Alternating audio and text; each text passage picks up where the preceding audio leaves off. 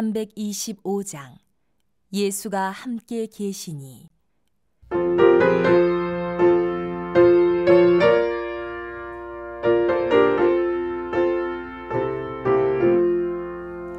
예수가 함께 계시니 시험이 오나 겁없네. 기쁨의 근원 되시는 예수를 위해 삽시다. 날마다 주를 섬기며 언제나 주를 기리고 그 사랑 안에 살면서 딴 길로 가지 맙시다. 이 세상 사는 동안에 주 이름 전파하면서 무한한 복락 주시는 예수를 위해 삽시다. 날마다 주를 섬기며 언제나 주를 기리고 그 사랑 안에 살면서 딴 길로 가지 맙시다.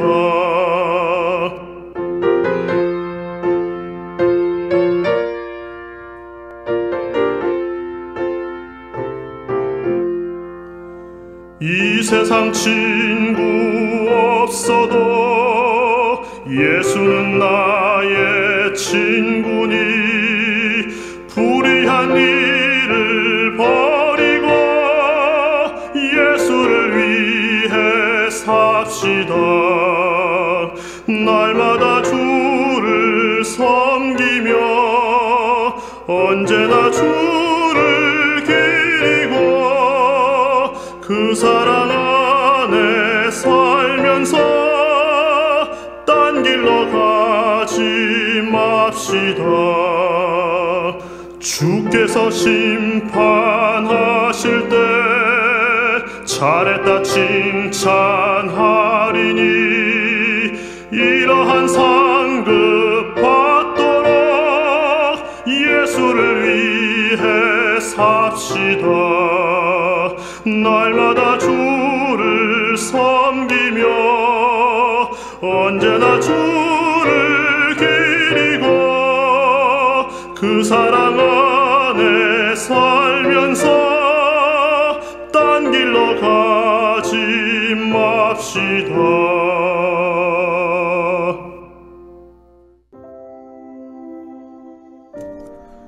나는 참 포도나무요 내 아버지는 농부라. 무릇 내게 붙어 있어 열매를 맺지 아니하는 가지는 아버지께서 그것을 제거해 버리시고 무릇 열매를 맺는 가지는 더 열매를 맺게 하려 하여 그것을 깨끗하게 하시느니라. 너희는 내가 일러준 말로 이미 깨끗하여졌으니 내 안에 거하라. 나도 너희 안에 거하리라. 가지가 포도나무에 붙어 있지 아니하면 스스로 열매를 맺을 수 없음 같이 너희도 내 안에 있지 아니하면 그러하리라. 나는 포도나무요 너희는 가지라.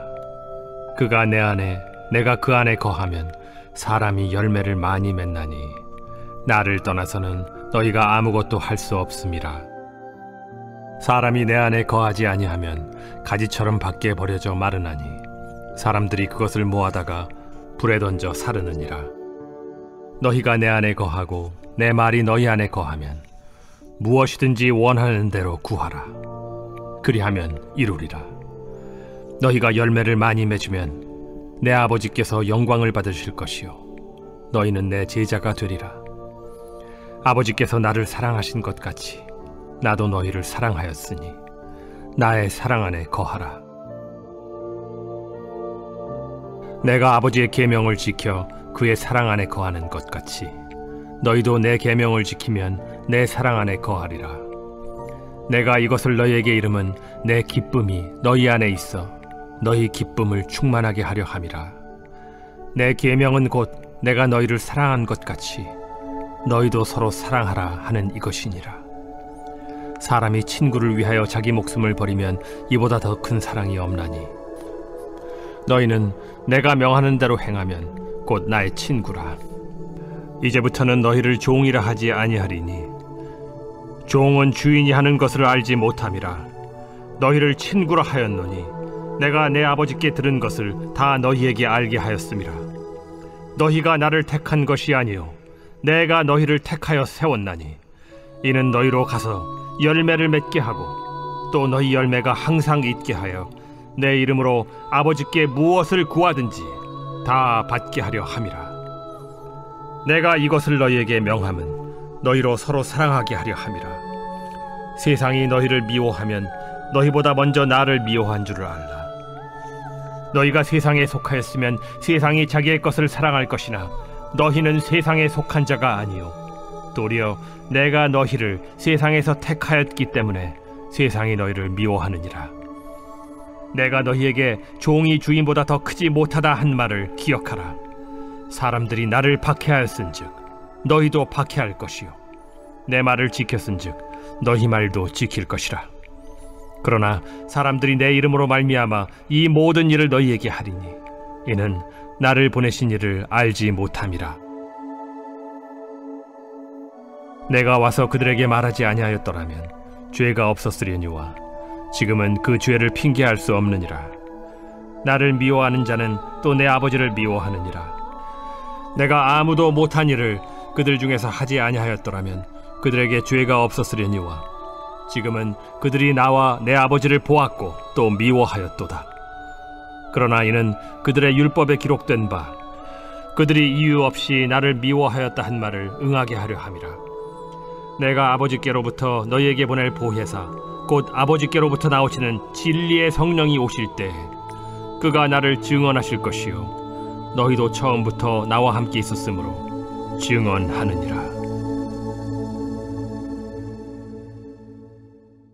오늘은 아기 예수님의 탄생을 기념하는 날입니다. 이 땅에 연약한 육신으로 오신 하나님의 아들 예수 그리스도는 제자들을 세우시고 하나님 나라를 가르치십니다. 그리고 곧 십자가에서 죄인된 우리를 위해 대신 죽으십니다.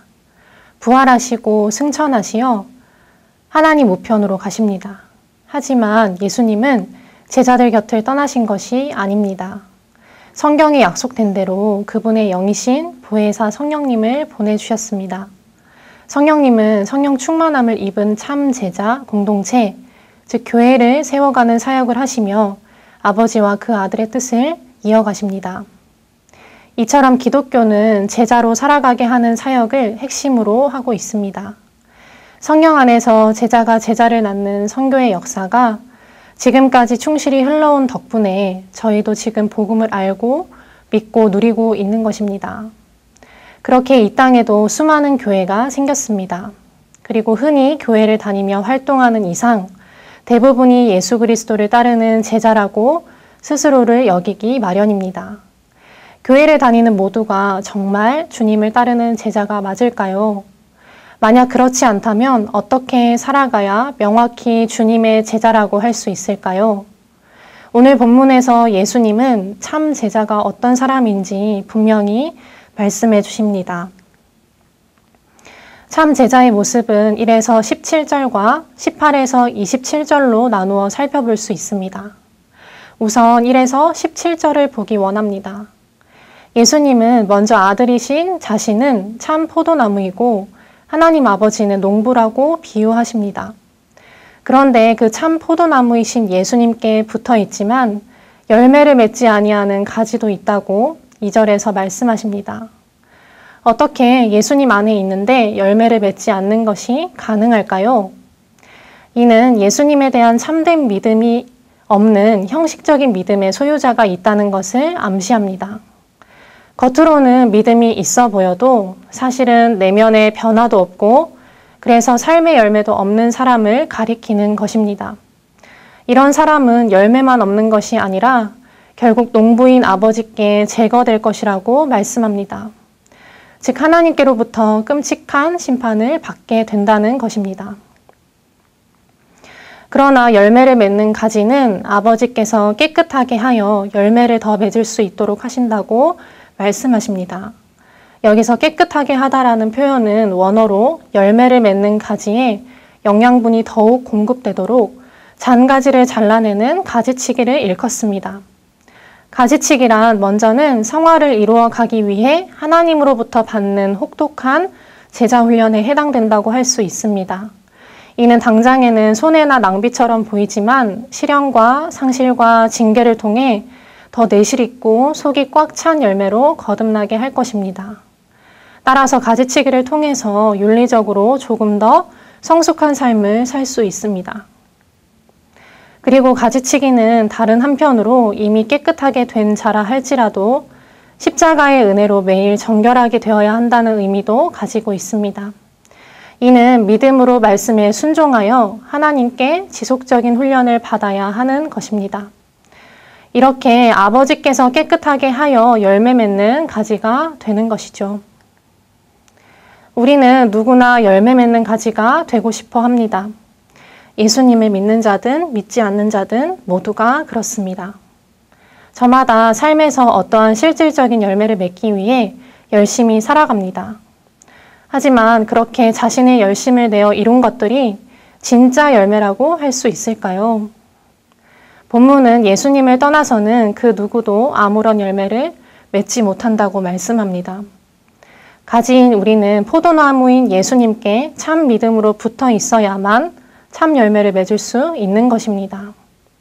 참 열매를 맺지 못하면 땔감으로 쓰이는 가지가 되어 메마르고 생기를 잃게 될 뿐입니다. 그렇다면 참 열매란 무엇일까요? 재물, 안정적이고 넓은 집, 멋진 차, 사회적 커리어, 자아 실현, 자식의 잘됨 등일까요? 이는 열매처럼 보이지만 사실 주님과 떨어져 맺은 들포도이고 육신의 열매일 뿐입니다. 극산품 포도나 성령의 열매는 아닌 것입니다. 농부이신 하나님이 원하시는 참 열매는 우리가 열매라고 생각하는 것들과는 다릅니다. 참 열매는 이렇게 맺힙니다. 말씀을 믿고 순종하는 자, 즉 참 믿음으로 예수님 안에 거하는 자에게는 예수님의 말씀이 그의 안에 거합니다. 그리고 예수님의 말씀을 따라 정결해집니다. 이는 그로 하여금 기도의 응답을 받게 합니다. 예수님과의 참된 연합으로 예수님의 뜻을 구하기에 기도의 응답이 이루어지기 때문입니다. 이런 기도는 8절처럼 많은 열매를 맺고 아버지께 영광이 됩니다. 말씀과 기도, 열매와 하나님의 영광은 그리스도의 모습을 전체적으로 표현합니다. 그래서 이러한 그리스도인을 예수님은 내 제자라고 말씀하시는 것입니다. 그러나 제자의 모습에서 하나 빠진 것이 있습니다. 그것은 예수님께서 이어서 말씀하시는 사랑입니다. 예수님은 하나님이 예수님을 사랑하신 그 사랑으로 그의 제자를 먼저 사랑하십니다. 그리고 9절처럼 자신의 사랑 안에 거하라고 명령하십니다. 그의 사랑 안에 거한다는 것은 무슨 뜻일까요? 이는 예수님의 계명을 지키는 것입니다. 계명은 형제 자매를 서로 사랑하는 것입니다. 그러나 이 사랑은 감정과 고백의 사랑만이 아닙니다. 예수님의 계명을 지키는 실천적인 사랑이며 나와 다른 이웃을 향한 구체적인 사랑입니다. 그러므로 체면칠에 그치지 않고 힘에 부칠 정도의 사랑, 생명을 내어주는 사랑으로 그의 계명을 지켜야 합니다. 제자는 13절처럼 친구 사랑의 큰 모범을 자기 목숨을 버리는 것으로 보여주신 예수님의 사랑을 경험한 사람입니다. 따라서 예수님처럼 희생적인 사랑으로 서로 사랑하라는 계명을 지키면 14절이 말씀하듯 예수님의 친구가 됩니다. 그리고 친구는 종과 달라서 예수님이 하나님께로부터 들은 것을 전해주심으로 이 계시를 받아 아는 특권을 누리는 자입니다. 더군다나 제자는 예수님이 세상에서 선택하여 부르신 자들입니다. 이것은 큰 축복입니다. 그들이 예수님을 택한 것이 아니라 예수님이 택하여 세운 것이기 때문입니다. 이러한 예수님의 선택에는 목적이 있습니다. 먼저는 제자들이 열매를 맺게 하기 위해 선택하셨습니다. 서로 사랑함으로 가서 복음 전도로 회심자를 얻게 하는 선교적 열매 말입니다. 둘째로 예수님은 제자들이 열매를 항상 맺게 하기 위해 그들을 선택하셨습니다.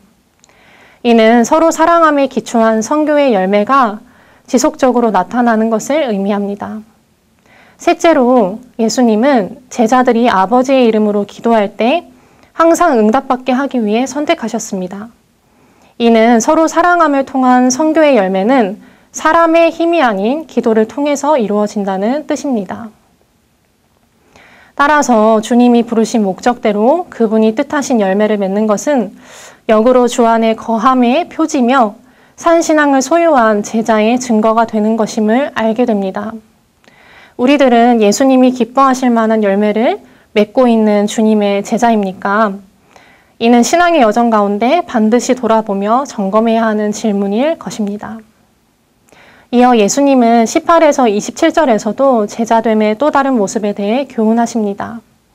신앙생활은 평안과 기쁨, 자유와 생명, 은혜와 축복을 주지만 동시에 고난과 핍박을 줍니다. 예수님은 자신이 떠나신 후에 이 말 박해를 고지하고 이를 어떻게 이해하고 처신해야 하는지를 알리십니다. 일찍이 예수님은 자신을 믿지 못하는 육신의 형제들에게 세상이 그들은 미워하지 않지만 자신을 미워하신다고 하신 바 있습니다. 그런데 이제는 세상이 자신을 따르는 제자들을 미워한다고 하십니다. 물론 이것은 18절처럼 그들을 보내신 예수님을 미워하는 것이기도 합니다. 이처럼 세상은 예수님과 예수님의 제자들을 미워합니다. 여기서 세상은 좁은 의미로는 당시 유대 권력자들과 그 추종자들을 의미합니다. 그러나 지금 요한복음을 읽는 저희들에게는 세상이 미워한다는 것은 신앙 때문에 박해를 받게 되는 모든 상황이 포함될 것입니다. 예수님의 제자들은 왜 핍박을 받는 것일까요? 그들이 세상에 속하지 않고 예수님께 속했기 때문입니다. 예수님의 제자들은 세상으로부터 구분되도록 예수님에 의해 선택받은 자들입니다. 그래서 세상으로부터 미움을 받습니다.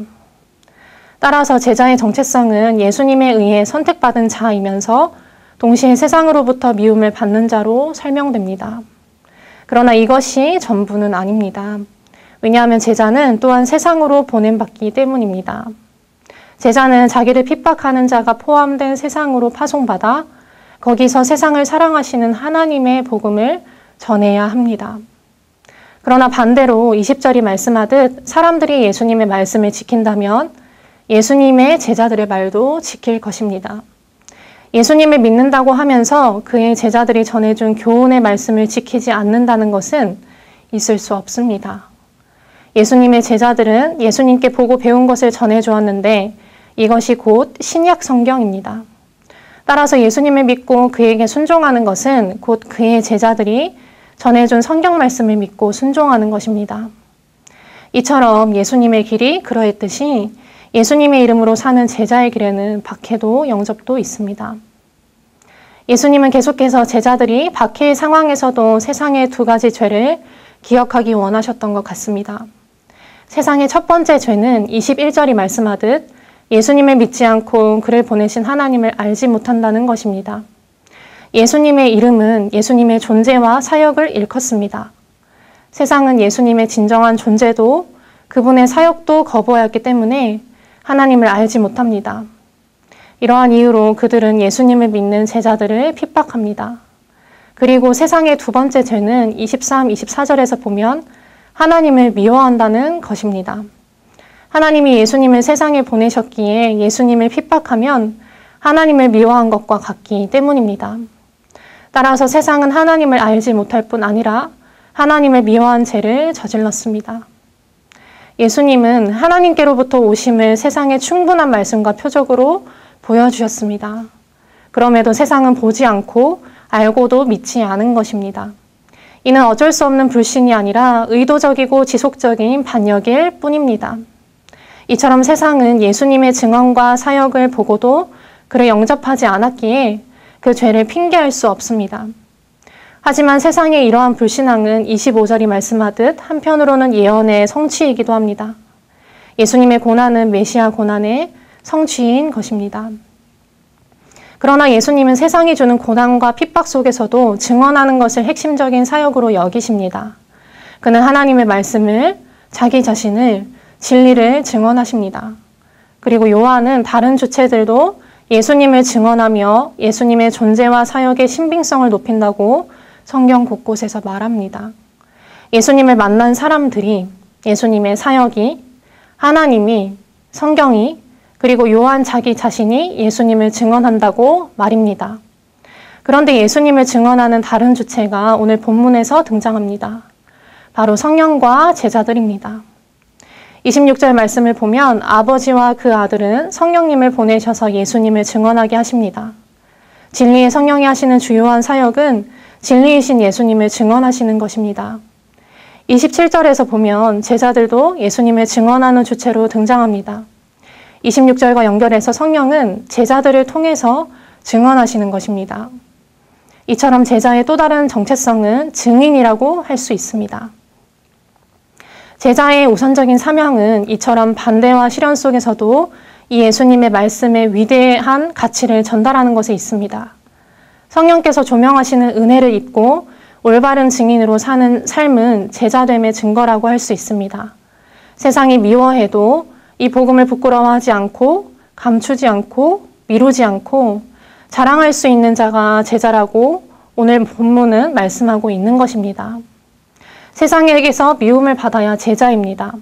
세상이 주인이신 주님을 박해했으니 종 또한 미움을 받을 것이 분명합니다. 우리는 세상에게서 미움받을 숙명을 당연히 여기고 앞서가신 주님을 따르는 제자입니까?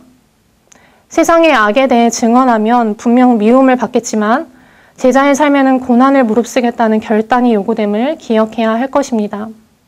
말씀을 마무리하려 합니다. 저희는 오늘날 교회에 다니며 예수님을 따른다고 말하는 사람들이 과연 모두 예수님의 제자가 맞는 것일까라는 의문을 가질 필요가 있습니다. 예수님 시대에는 예수님과 함께 다니는 것만으로 제자됨을 보여줄 수 있었습니다. 그러나 예수님이 더 이상 계시지 않은 때에는 도대체 어떻게 다른 이들이 혹은 저희들이 예수님의 제자인지 아닌지를 분별할 수 있을까요? 오늘 함께 나눈 본문은 어떻게 예수님의 제자됨을 식별할 수 있는지 명확하게 가르쳐 줍니다. 먼저는 예수님의 계명을 지켜 우리가 서로 사랑하면서 사역하여 선교의 열매를 맺으면 사람들이 비로소 예수님의 제자됨을 알게 될 것이라고 합니다.